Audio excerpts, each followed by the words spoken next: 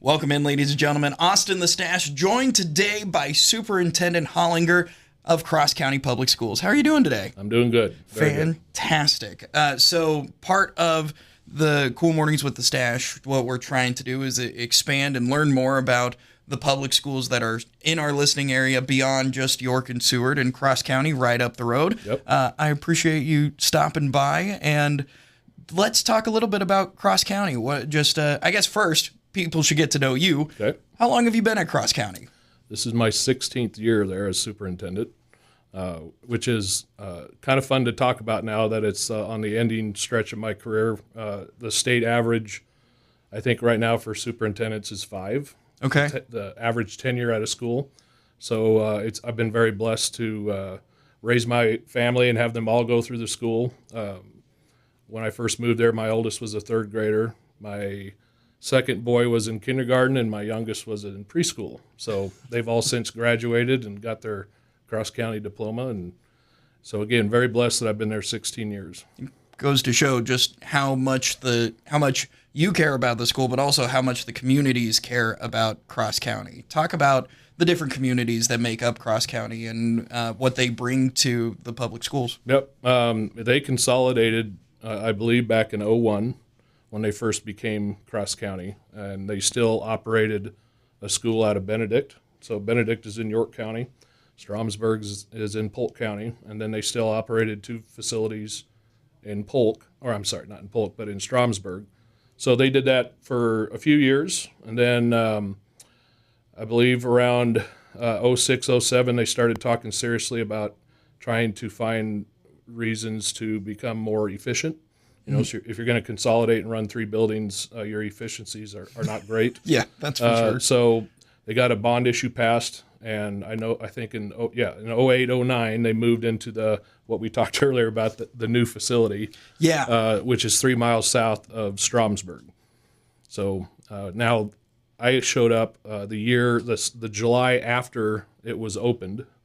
So I showed up in July of '09, and there was still a lot of... What a time to jump in. Well, they always call it a big punch list at the end that was still needing to be done, and we had no grass growing, no trees. So it was interesting to enter at that stage of the process, because then a lot of things to clean up and finalize and fix. But the building's serving us great, and it's allowed us to enjoy all the efficiencies of being under one roof. So we now have we have 3-year-olds to 18-year-olds out there. Man, that's a lot of undertaking every single day. Yep. When you came in, you mentioned 375 students and 75 adults all coming into one building, and ranging from preschool 3-year-olds to seniors and that are 18. I mean, on a day-to-day, is the stress through the roof for you, or No, is it no.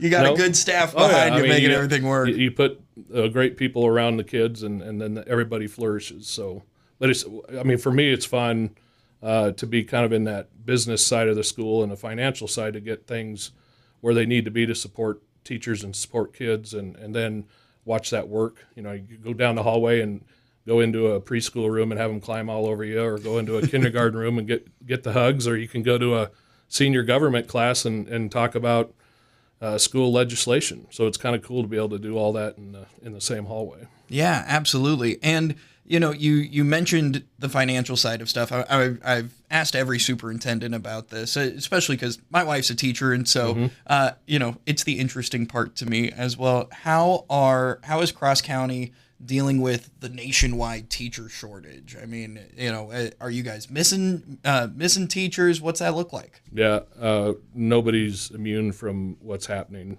and it is a crisis, and in my opinion, shame on us, shame on how we have kind of not necessarily educators, but shame on the country, how we've kind of put teaching and shamed it in some ways, as far as when COVID hit, and just a lot of negative things being said in the area of education that's just not true. And so then the question would always be, why does an 18-year-old go on to go to college and be a teacher when all you see on the national news is the negativity and all that. And teaching's getting hard. I mean, it's a hard profession. It's also, in my opinion, the most rewarding profession. But it's not necessarily the the most easy thing to jump into, and you're not going to get rich. So a lot of kids are looking for the money right away, and I think that's kind of deterred some people looking into education.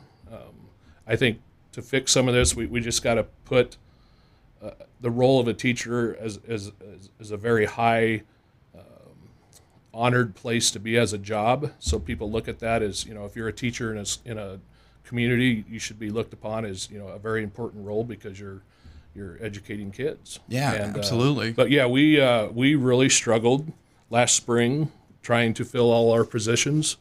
In fact, we have 3 interim teachers teaching in our school just because we could not fill 3 positions. Really? Yeah. Man. So we had to get really creative, and these are good people, and God bless that they came in and helped us out, and we are doing fine. But again, that we're going to go out this year and try to fill those with permanent positions. Yeah. And where do you see the struggle come from? Like as a small school, being in a rural area, is that part of the problem for Cross County? I mean, no. When I first. In fact, until the crisis started really happening, not only statewide but nationwide, we were a school that would get tons of applicants. One, I think we were looked at favorably as a quality school, and then 2, just the location. I do think people have a desire to be in a small community, but yet close to Lincoln. Yeah. So just like York, Stromsburg offers and Benedict offers the ability to work in a smaller school, so maybe they don't, even the size of York doesn't appeal to them, but they want the smaller classes, but yet they can still hop in a car and be in Lincoln in an hour. For sure. But just to give you an example, my first year there in 2009, when I had one elementary opening in the spring, and I had over 100 applicants. Whoa. Which was quite the process to actually. I can imagine. Go through it all and make sure that we're actually, doing diligence on all the apps. And man, by the time we had 4 or 5 people to interview, I mean, they were top-notch people. And yeah. But, those days are gone. I get a elementary opening now, and I might have 4 or 5 apps. Wow. And you get into some of the tougher subjects like science, Spanish, English, you may not get any apps. Wow, man, it's tough times right now. It is. It's very challenging. But as you said earlier, you've got an incredible staff around you. Talk about some of those teachers that have been there a while that really make Cross County what it is. Well, I know you asked like before we came on. You asked about like what do we look at as what we're proud of and what we're perhaps quality and what we really put all of our time and energy on is improving our craft as educators. So, we have a very specific philosophy on education as far as teaching methodologies. We use the Marzano high reliability school philosophy and the guided books on that, and everything we do with our staff is centered around that. So there's a purpose, there's a reason, it's research based. So the staff that have been with us, phenomenal people, and again, they enjoy the challenge of improving their craft, and we push them hard and we support them hard.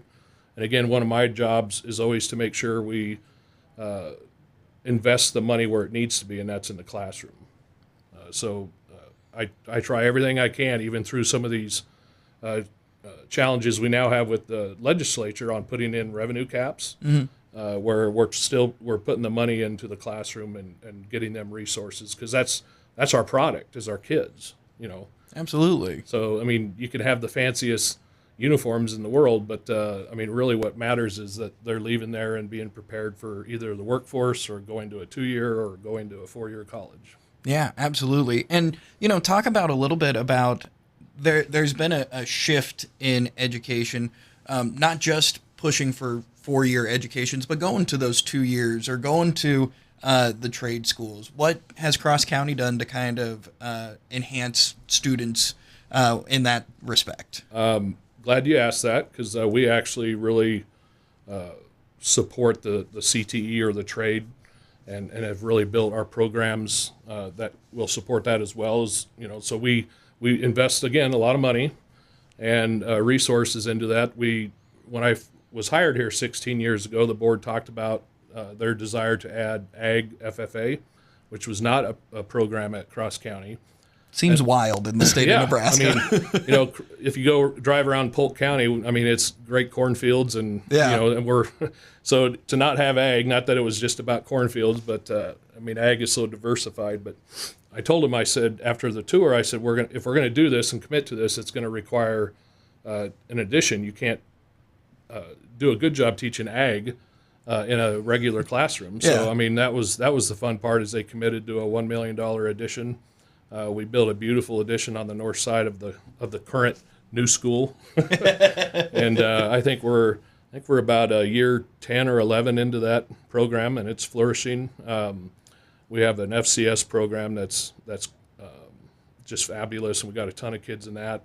And again, all the CTE support that provides for our kids is awesome. We just started FBLA.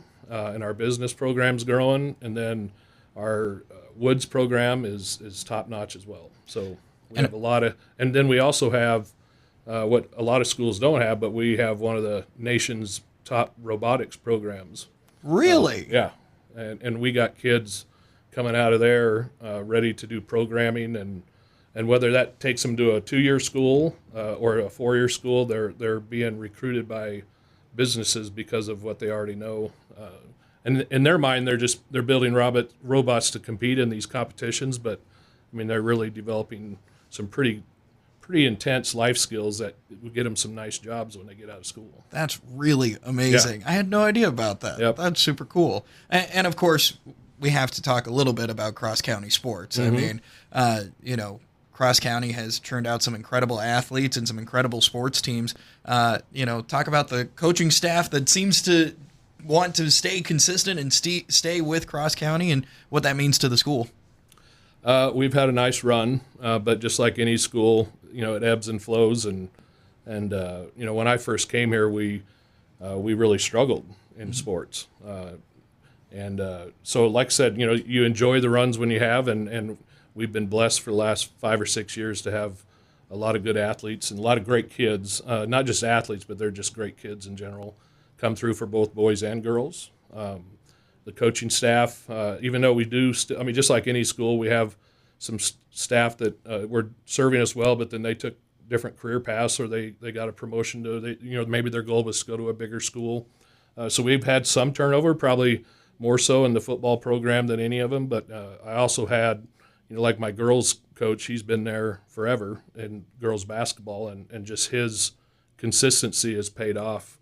Now that he's got some athletes rolling through there, he's got a program that just works. So it's fun to see that when they do stick around, where, these girls have known Coach Bosshart since they were in 3rd grade going into youth sports, so yeah, they know how it works when they get to high school. Absolutely. Well, Coach. It's all right. You give off very big coach vibes. I don't know what it is. I coached varsity football for a long time. See, it just radiates out of you. Yep. Superintendent Hollinger, thank you so much for stopping by today, and I can't wait for our next conversation. Yeah, no problem.